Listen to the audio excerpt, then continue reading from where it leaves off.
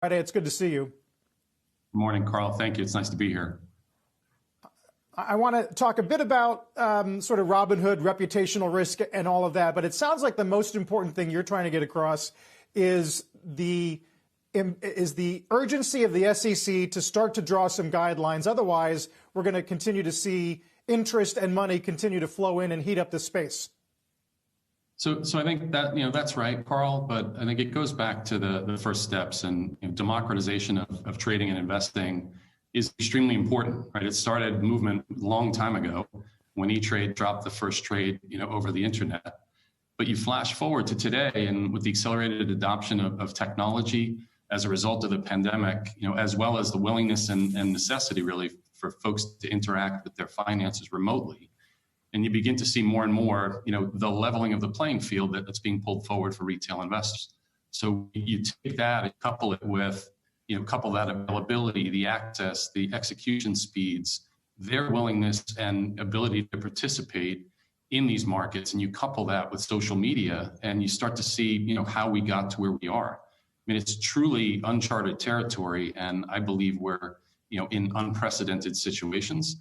So when I talk about, the SEC coming in, I say, okay, we definitely need more regulation and thoughtfulness around what's happened.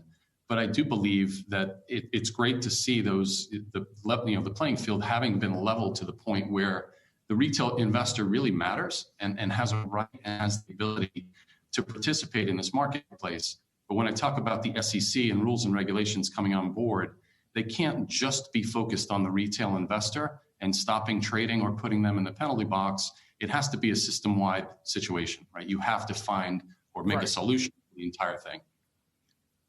Right. Now that makes sense. I mean, give our viewers a sense of what's a good idea of a sample regulation that you think might make sense, that has sort of universal acceptance among lawmakers and regulators. What could we be looking at, say, 6 months or a year from now?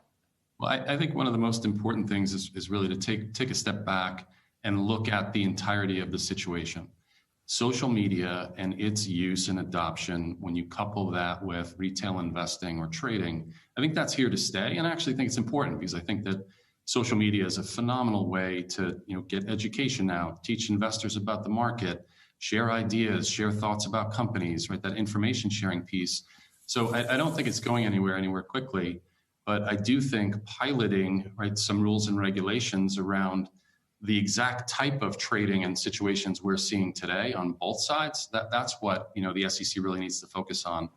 Take a look at it, run a few pilots, take a few names, right, see how we can get to a point that you're not just moving the goalposts on the retail investor. That's what always have been done in the past, and that just has to stop.